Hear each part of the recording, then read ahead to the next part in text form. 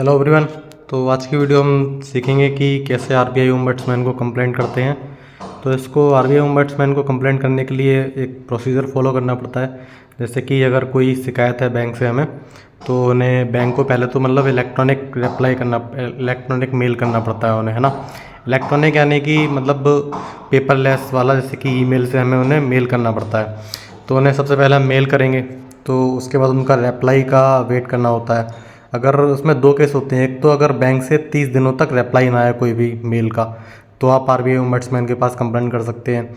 और दूसरी चीज़ रहती है कि अगर आपका बैंक से रिप्लाई आ गया और उससे आप सेटिस्फाइड नहीं है बैंक के रिप्लाई से, तो क्या रहता है कि आप उसकी बैंक की मतलब हायर अथॉरिटी को कंप्लेंट करते हैं, जैसे कि नोडल ऑफिसर और फिर प्रिंसिपल नोडल ऑफिसर, उसके बाद कस्टमर सर्विस हेड।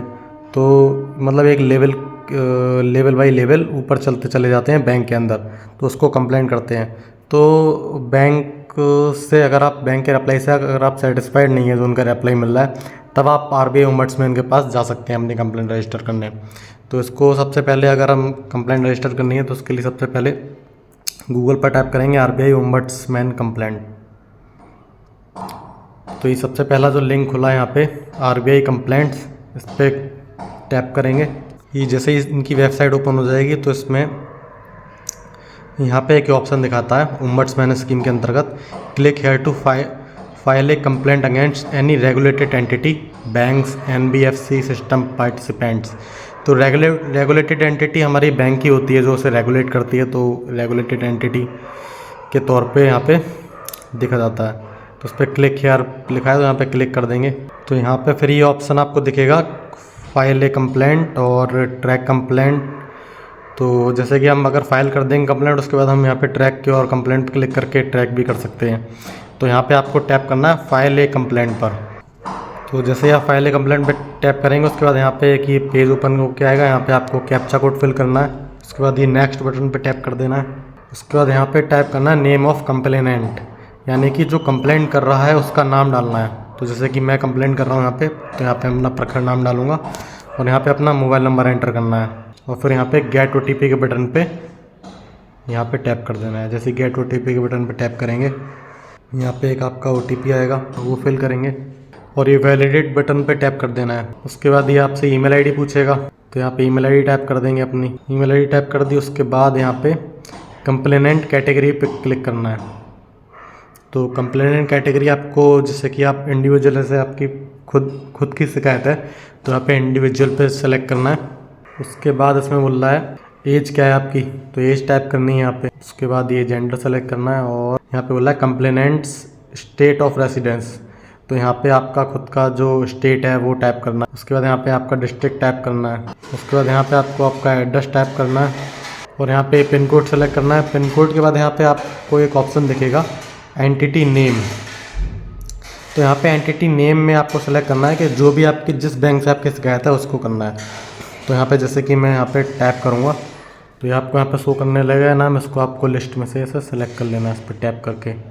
ये आपकी ऐसे आईडीएफसी फर्स्ट बैंक यहाँ पे सेलेक्ट हो गई है, एंटिटी नेम यानी कि जिस बैंक से आपको शिकायत है। उसके बाद फिर ये पूछ रहा है कि is your complaint related to credit card. अगर आपकी शिकायत क्रेडिट कार्ड से रिलेटेड, तो यहाँ पे यस पे टैप करना है और अगर नहीं है तो नो पे।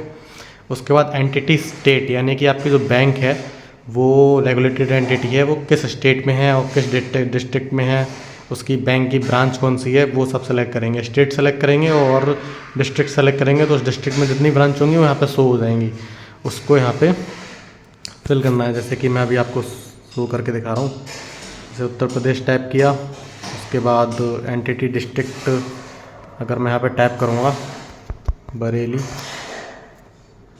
तो यहाँ पे बरेली में जितनी ब्रांच होगी वो दिखाएगा, और अगर ब्रांच नहीं है एक भी इसकी बैंक की, तो वहाँ पे नहीं दिखाता है। तो सेलेक्ट ब्रांच, यहाँ पे बरेली में इसकी एक ही ब्रांच है, तो यहाँ पे मैं ये दिखा रहा है MBL बरेली, इसे सेलेक्ट कर लिया जाएगा। उसके बाद आपको ये डिटेल्स ऑफ कंप्लेंट दिखाएगा, इस पर आपको सब पे नो टैप कर देना है,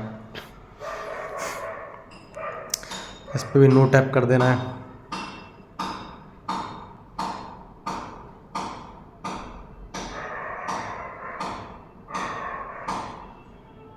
इन पे सब पे नो टैप करने के बाद आपको नेक्स्ट पे क्लिक करना है। अगर आपने यस पे टैप कर दिया तो फिर ये क्या होगा ना कि ये आपकी एक मतलब सुझाव के तौर पे चली जाएगी उनके पास, मतलब कंप्लेंट नहीं रेज होगी। इसलिए आपको नो पे क्लिक करना है, उसके बाद नेक्स्ट पे क्लिक करना है।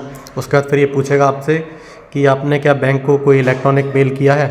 तो जैसा कि ये पूछ रहा है, have you filed a written electronic complaint with the regulated entity. यहाँ पे अगर नो पे क्लिक कर दिया तो ये आपको बोलेगा कि आपको पहले तो रिटन या फिर इलेक्ट्रॉनिक कंप्लेंट आपको लिख के देनी है, उसके बाद ही आपको मतलब हमारे पास आना है। तो यहाँ पे यस पे टैप कर देंगे। यस पे टैप कर दिया, उसके बाद पूछेगा date on which complainant was first filed with the regulated entity. यहाँ पे पहली तारीख डालनी है कि कब आपने कंप्लेंट रजिस्टर करी है बैंक के पास। उसके बाद यहाँ पे upload a copy of the complaint to the RE यानी रेगुलेटेड एंटिटी, मतलब उसको जो भी हमने कंप्लेंट करी है उसका प्रूफ देना है। तो यहाँ पे सेलेक्ट फाइल करेंगे, स्क्रीनशॉट ले लेंगे, जो भी अपना मेल किया है तो मेल का स्क्रीनशॉट यहाँ पे अपलोड कर देंगे कि हमने मेल किया है बैंक को, और यहाँ पे अपलोड बटन पे क्लिक कर देंगे। फिर उसके बाद पूछेगा have you received any reply from the entity. तो यहाँ पे अगर नो कर दिया आपने तो बोलेगा कि 30 डेज़ का पहले तो वेट करो। अगर यहाँ पे 30 डेज़ होने होंगे तो यहाँ पे तो 30 डेज़ हो चुके हैं, तो यहाँ पे नो पे भी क्लिक कर दूंगा मैं। तो ये देखो क्या बोलता है, तो मतलब क्योंकि अभी ये कुछ नहीं बोला है ना, अगर यहाँ पे 30 डेज़ नहीं हो रहे होते तो बोलता ही है कि 30 डेज़ का पहले वेट करो, उसके बाद हमारे पास आना। तो यहाँ पे पहले रिप्लाई तो आ गया है मेरे पास, लेकिन मैं सेटिस्फाइड नहीं हूँ उसके बैंक के रिप्लाई से, तो यहाँ पे यस पे टैप कर दूंगा। फिर उसके बाद बोल रहा है डेट ऑफ रिप्लाई कि बैंक ने कब आपको रिप्लाई दिया, कौन सी डेट को। तो यहाँ पे मैं डेट सेलेक्ट करूँगा, 11 फरवरी को रिप्लाई आया था।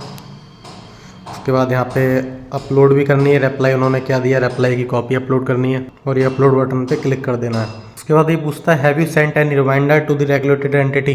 तो इसका मतलब ये पूछ रहा है कि आपने उनको दोबारा से मतलब कोई मेल किया, उन्हें मतलब याद दिलाया कि इस कंप्लेंट के बारे में। तो यहाँ पे अगर आपने दोबारा से कोई मेल किया है उन्हें, मतलब उनका रिप्लाई आने के बाद, तो अगर दोबारा से मेल किया है तो यहाँ पे यस टैप कर देना है, और ना नो पे भी टैप कर सकते हैं।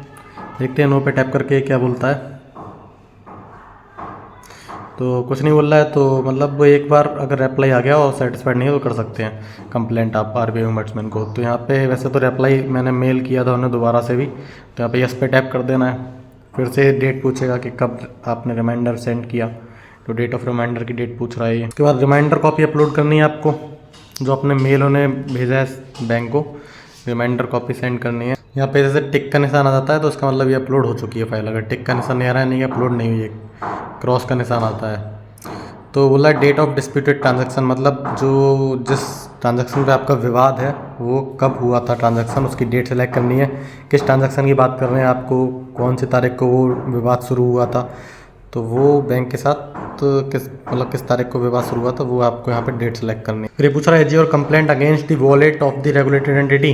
क्या आपकी जो मतलब बैंक के द्वारा कोई जैसे वॉलेट अगर होगा, जैसे कि पेटीएम जो पेटीएम पेमेंट्स बैंक था उसका क्या था, वॉलेट था, लेकिन मेरी जो IDFC फर्स्ट बैंक है इनका मतलब कोई वॉलेट नहीं है। तो बोल रहा है कि वॉलेट से रिलेटेड शिकायत है क्या। तो यहाँ पे अगर है तो यस, वरना नो। तो नो पे टैप कर दे रहा हूँ मैं। उसके बाद बोल रहा है is your complaint against A business correspondent. तो इसका मतलब है जैसे कि ये पूछ रहा है कि आपकी कंप्लेंट क्या किसी बिजनेस रिलेटेड है। तो उस पर अगर बिजनेस रिलेटेड है, बिजनेस संवाद से, तो उस पर क्लिक करना है, वरना नो पे क्लिक कर देना है। ये ATM credit debit card number पूछ रहा है तो टैप करना चाहें टैप कर सकते हैं, वरना मैंडेटरी नहीं है तो ये टैप करना है यहाँ पे। उसके बाद बोल रहा है कंप्लेंट कैटेगरी। कंप्लेंट कैटेगरी क्या है आपकी, तो यहाँ पे काफ़ी सारे ऑप्शन देता है कि किससे रिलेटेड कंप्लेंट है। नोट से रिलेटेड है, नोट्स यानी जैसे कि अगर कोई फटा नोट है, अगर बैंक चेंज नहीं कर रही है तो उससे रिलेटेड शिकायत कर सकते हैं।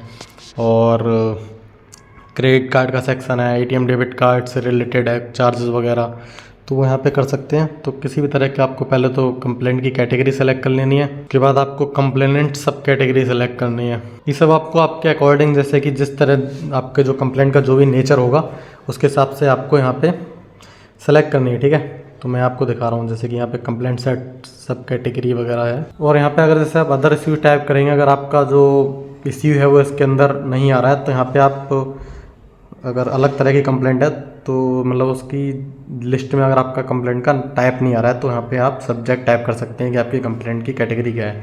उसके बाद यहाँ पे बोलेगा फैक्ट्स ऑफ द कंप्लेंट। तो यहाँ पे आपको विस्तार से यानी कि एक्सप्लेन करके आपको अच्छे से कंप्लेंट बतानी कि क्या दिक्कत हुई है, क्या बात है। तो यहाँ पे टाइप करेंगे कंप्लेंट। तो उसमें कभी कभी बोलता है special character are not allowed.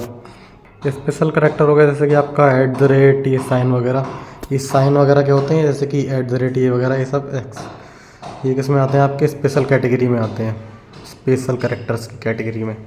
जैसे कि ये है, तो ये जैसे कि यहाँ पे इन्वर्टेड कॉमा मैंने लगाए थे तो वो स्पेशल कैटेगरी में आ रहे थे, तो इसको बोल रहा था कि वो इट इज़ नॉट अलाउड, तो यहाँ पे वो मैंने हटा दिया। उसके बाद ये सही हो गया है। उसके बाद आपको यहाँ पे ये बोल रहा है amount involve in the transaction dispute if any, तो बोल रहा है कि इसमें ट्रांजैक्शन में कितना आपका अमाउंट है। यहाँ पे अमाउंट टाइप कर देना है कि जो भी इन्वॉल्व है इसमें, मतलब डिस्प्यूट में कितना अमाउंट आपका फंसा हुआ है वो टाइप कर देना है। बोला है compensation short for dispute if any in rupees, बोला है कि आपको कंपनसेशन कितना चाहिए, मतलब जैसे कि ये बैंक ने इतना परेशान किया है आपको, है ना, उस मतलब रेप्लाई वगैरह और टाइम आपका खर्च हुआ, आपने उसको कंप्लेंट करी बैंक को, रेप्लाई नहीं आया और सेटिस्फाइड नहीं हुए, तो आपका जो टाइम लॉस हुआ है तो उसका आप कंपनसेशन भी मांग सकते हैं। तो लेकिन कंपनसेशन की उसमें मतलब लिमिट रहती है, जिससे कि इसमें लिखा है कि 20 लाख रुपए से नीचे होना चाहिए कंपनसेशन, ठीक है, यही वो बैंक अगर होगा तो। अभी बोला compensation short for expenses incurred harassment and mental anguish, तो आपको मानसिक जो उत्पीड़न हुआ है ना, और जो भी मतलब खर्चे हुए हैं तो वो सब यहाँ पे टैप करना है आपको। उसके लिए आप कंपनसेशन मांग सकते हो बैंक से, बाकी वो उनके ऊपर रहता है वो कितना देंगे या नहीं देंगे। उसके बाद नेक्स्ट बटन पे टैप कर देना है आपको। उसके बाद ये पूछेगा आपको अपलोड डिटेल्स, ठीक है, तो upload any additional document relevant to the complaint, अगर कोई आपके पास एडिशनल डॉक्यूमेंट है कंप्लेंट से रिलेटेड तो वो यहाँ पे आपको अपलोड कर देने हैं। और यहाँ पे जैसे कि यहाँ पे दिख रहा होगा आपको, please note that A maximum 10 files can be uploaded, है ना, तो 10 फाइल कम से ज़्यादा आपकी 10 फाइल अपलोड हो सकती है यहाँ पे, और वो भी 10 MB से ज़्यादा का साइज़ नहीं होना चाहिए, ये ध्यान रखना है आपको। उसके बाद बोल रहा है ऑथोराइजेशन, तो बोल रहा है कि if you want to authorise a representative to appear and make submission on your behalf before the ombudsman, तो बोल रहा है कि जैसे कि अगर जैसे मान लो आप शिकायत कर रहे हैं और आप चाह रहे हैं कि मतलब मेरी इस शिकायत को कोई और हैंडल करे, यानी कि कोई और बात करे मेरे बिहाफ पर, मतलब आपके बिहाफ पे कोई और बात करे, तो यहाँ पे आप यस पे क्लिक कर सकते हैं, मतलब किसी और के पास फ़ोन जाए और कोई और बात करे इस केस के लिए तो कर सकते हैं। और आप खुद ही से बात करनी है, खुद ही से केस लड़ना है तो यहाँ पे यस पे टैप करेंगे, वरना नो पे टैप करेंगे तो नहीं, यस पे टैप कर देंगे। अगर आपको किसी और से केस करवाना है तो मतलब बात करवानी है किसी से तो यहाँ पे उसकी डिटेल्स फिल करनी है, ठीक है, रिप्रेजेंटेटिव डिटेल्स, यानी कि वो आपका प्रतिनिधि बन गया, वो आपके प्रतिनिधि बन के आपका बात करेगा।